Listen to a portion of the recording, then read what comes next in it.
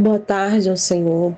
Eu gostaria de relatar o que eu passei nessa instituição. Um resumo, né? Porque o Senhor deve imaginar o tanto de coisas que a gente passa. Bom, eu iniciei na IURD desde criança, né? Desde criança eu iniciei na IURD e eu lembro que na EBI, que é a Escola Bíblica Infantil, desde cedo já é ensinado sobre oferta, sobre fogueira santa, né? Já é instruído as colaboradoras a ensinar as crianças a sacrificar. Sabe aquele brinquedo, seu brinquedo favorito? Então é esse que você tem que vender para poder fazer o seu sacrifício. E eu lembro disso. Depois eu fui para o grupo de adolescentes da igreja. E a mesma coisa, né? E eu lembro que eu cheguei aos 12 ou 13 anos a vender bala na rua, vender bolo, sair para vender bala, para poder sacrificar, fazer o meu sacrifício, porque eu tinha fé que Deus ia fazer um milagre na minha vida, porque nessa época eu estava passando um aperto, né, financeiro. Mas mesmo assim eu ia para a rua com aquela fé, né, da fogueira santa. Aos 16 anos, eu fui levantada obreira. E aí as cobranças aumentaram, né? Tanto de fogueira santa, oferta, os pastores falavam, não, você vai dar tanto de fogueira santa. E fazia a gente trabalhar em todas as reuniões como obreiro, às 7, 10, 3, 18 horas. No sábado a gente tinha que estar na igreja para fazer faxina, para colar envelope. Ou seja, quando a gente já começa como jovem, eles já tiram aquela nossa... fazem a nossa cabeça ali para a gente não ter tempo para poder estudar, fazer uma faculdade, né? Porque eles tomam totalmente o nosso tempo. Logo em seguida, depois de um tempo, eu conheci, né? O meu esposo, me casei. E aos 18 anos me casei. E um ano depois de casada, o bispo Darlan estava falando para poder ver os obreiros para poder enviar para a obra. E ele falou que poderia enviar os casados também, porque até então só podia ser obreiro solteiro. Mas eu acho que como estava em falta, ele falou para também mandar os obreiros casados que queriam ir para a obra. E assim a gente foi enviado para Iburd, ficamos na catedral, um bom tempo na catedral, passamos pela entrevista na época com o bispo Darlan, e fomos enviados para a sede da região que a gente era obreiro. Nessa sede, quando a gente chegou, o pastor me chamou, falou assim, olha só, você vai chegar às 6 da manhã, vai fazer o café, os pastores e os segurança, porque como era uma sede tinha segurança, e vai fazer o almoço, o café da tarde e a janta. Aí eu, sim senhor. E nisso eu fiquei. As outras esposas chegavam às 5, 6 da tarde e entrava para o escritório, mal falava comigo e eu ficava mais na cozinha. E isso era de segunda a segunda. Depois, né, a gente ficou nessa sede durante um ano, depois a gente foi enviada para outra sede. E nessa sede que eu conheci uma esposa que chegou a dar testemunho, né, com o Bispo Macedo. Ela chegou a dar testemunho, saiu no YouTube, saiu porque o testemunho dela era muito forte, saiu no YouTube, saiu na Folha Universal e tal. mas não era nada daquilo. Quando eu cheguei, foi a mesma coisa da outra sede, falou que eu tinha que fazer comida para os pastores e tal e tal. Só que ela ficava o tempo todo ali, tanto no meu pé como no pé da esposa do segundo. Mas ficava mais no meu pé. Que não estava limpo, que a comida não estava legal, que não sei o quê. Ela até chegou a fazer eu rejuntar a cozinha toda. Rejuntar a cozinha porque o rejunte não estava mais branco. E ela queria o rejunte branco. Então ela fez a gente rejuntar. Não sei se o senhor sabe de rejunte de piso. Então ela fez a gente fez eu rejuntar a cozinha toda da sede. Aí foi nessa sede que eu comecei a entrar no escritório, né? Porque na outra sede eu não entrava, você ficava na cozinha. Quando eu entrei, que eu vi que era para contar oferta, eu fiquei até meio espantada porque eu não sabia, né? Que era assim. E foi lá que me foi ensinado, a esposa do segundo me ensinou. Só que eu achei algo muito estranho, porque o pastor entrava, o regional, e falava assim, ó, separa as notas de 2 e de 5, só manda algumas. Aí a gente fazia o que ele mandava, né? Como eu era a esposa de terceiro, tinha acabado de entrar na obra, não entendia nada ainda. Aí tá, sim senhor. E outra coisa que eu estranhei muito foi que essa esposa, ela não descia, porque as esposas tinham o costume de descer para poder buscar, para assistir reunião. Ela não descia para assistir reunião. E não deixava a gente descer para assistir reunião. Ela nem tomava a Santa Ceia. Dia de Santa Ceia, ela não descia, ela não dava as caras, ela não fazia reunião, ela não falava com as obreiras, ela não fazia nada, ela só ficava no escritório. E essa esposa, que deu testemunho, que ficou conhecida como uma mulher de Deus, e ela era assim, até faxina na casa dela, ela falava para mim poder fazer faxina na casa dela.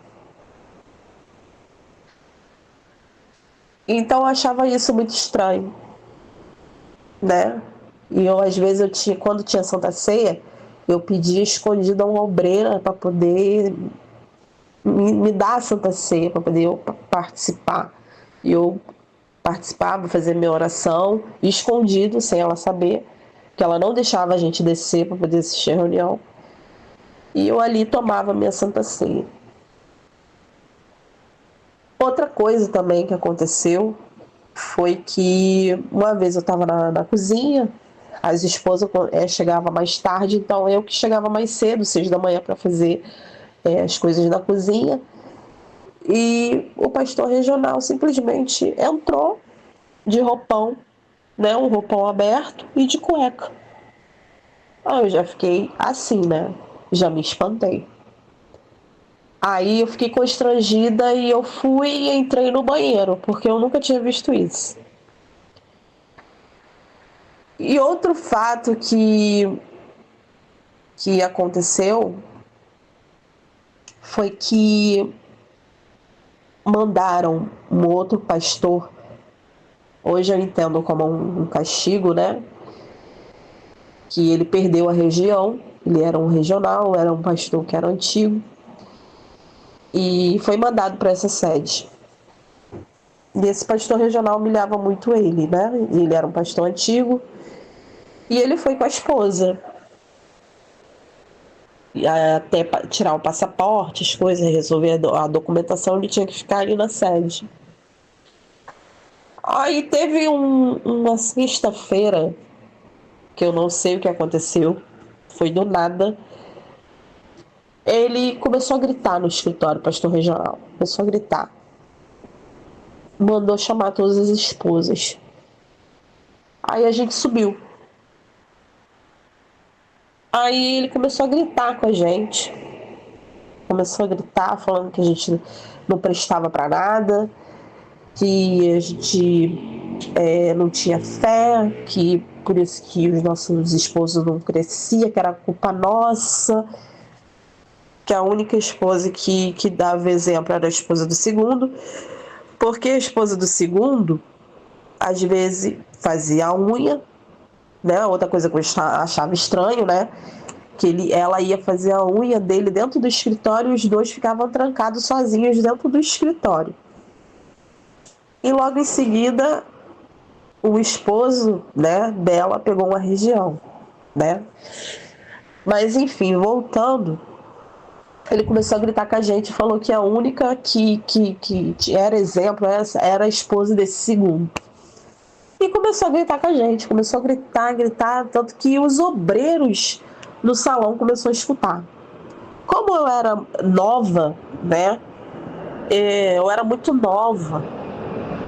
Eu comecei a chorar, porque ele começou a gritar de uma maneira que era tão estridente que todos os obreiros escutou. Então, ele liberou a gente foi para casa. Quando foi no domingo pela manhã, esse pastor que estava lá na sede de castigo, né, para ser mandado para outro país, que era ex-regional, perdeu a região, ele não foi para a reunião. Eu estava na cozinha, né, porque a gente não podia descer para assistir a reunião. E aí o bispo Darlan ligou da catedral, ligou para o regional, mandando todo mundo ir para a catedral. Eu não sabia por quê, ninguém sabia. Aí, durante o caminho que a gente foi no carro, né, do segundo, aí ele explicou que o pastor que estava lá de castigo, né, o ex-regional, tinha entregado o pastor regional, falando que ele tinha gritado com as esposas, tinha chamado as esposas para poder gritar. Aí subimos, o bispo Darlan veio, perguntou à esposa desse pastor que era ex-regional se tinha gritado com ela falou que sim. Perguntou à esposa do segundo, ela falou que não tinha gritado. Aí chegou até a mim, perguntou, ele gritou, minha filha, ele gritou com você? Aí eu falei que sim. Só que depois disso eu não sabia que o pior estava para acontecer. Porque aí ele perdeu a região, né? Não sei para onde ele foi. Ele perdeu a região, mandaram outro pastor para lá. E, tipo, entenderam que eu me uni junto com eu e o meu esposo se uniu com outro pastor para poder prejudicar o regional. Só que não era isso. Entendeu? E o outro pastor que chegou regional, a esposa nem olhava para minha cara porque a gente ficou meio que conhecido como um X9 que entregou o regional. E até na reunião que tinha, né, às segunda-feira com os pastores auxiliares, todo mundo ficou, todo mundo, não sei o que aconteceu, todo mundo ficou sabendo desse caso. Então parecia que a gente tinha uma lepra, que ninguém queria chegar perto. Então a gente foi mandado para outra sede. Aí o outro pastor não exigiu que eu ficasse na cozinha, mas também tinha algo estranho também, porque ele pedia para tirar da oferta, alegando que era para pagar gasolina, a pagar despesas, né? Mas, enfim, depois de um tempo, eu vi que a gente foi mandada para a Bolívia como um castigo. Aí mandaram a gente para outro país como um castigo, por causa disso que aconteceu. Chegando na Bolívia, a gente teve aula para poder aprender o idioma. E logo após a gente assumiu a igreja. E nessa igreja era a única do estado. Aí aconteceu, né, do meu pai ficar doente. Eu sou filha única, como eu falei pro senhor. Aconteceu do meu pai ficar doente de câncer. E eu não poderia visitar. A única coisa que eu poderia fazer era ligar. E chegou o momento que ele chegou na fase terminal, que ele ficou no hospital e pediu para me ver. Eu comuniquei a minha situação ao pastor responsável do país na época e falou que não poderia, né? Que o pastor só é liberado para visitar um familiar só se fosse em caso de enterro. E nisso ajuntou tudo. Eu lembrei de tudo que eu passei. Aí mais isso. E eu vi que eu não estava no lugar certo. Porque logo em seguida, acho que foi 2 dias depois, o meu pai faleceu. Aí foi que eu avisei a igreja. Aí me enviaram, né, as pressas para o Brasil. Aí foi que me enviaram. Só deixaram eu ficar 3 dias aqui, no Brasil. E eu nem no enterro consegui chegar a tempo. Quando eu cheguei, meu pai já tinha sido enterrado. Aí eu fiquei os 3 dias aqui, voltei para Bolívia, mas só que eu voltei decidida a sair. Porque se aconteceu isso com meu pai, poderia acontecer com a minha mãe. E minha mãe só tinha eu, porque eu sou filha única.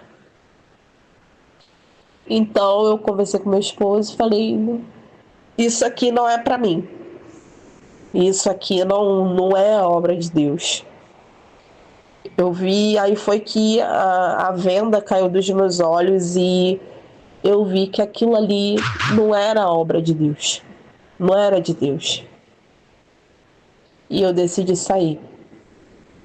E eu não me arrependo. Porque ali dentro foi que eu conheci a maldade humana. Infelizmente aquela pureza, né, que a gente tinha, a pureza de obreiro, né, que eu tinha, de trabalhar, de fazer o bem, fazer a obra de Deus, porque eu entrei para a obra de Deus com o intuito de ajudar as pessoas, mas não, era nos cobrado o dinheiro do mês, que a gente tinha que bater a meta daquele mês. Então, a nossa cabeça girava em torno daquilo ali, a gente tinha que bater a meta do mês. A meta do mês que a gente tinha que bater, porque senão a gente ia perder a igreja, a gente ia voltar a ser auxiliar. E ninguém quer voltar a ser auxiliar. Então é esse o meu relato do que eu passei nessa instituição que falam, né, que é uma igreja, mas que na verdade não é.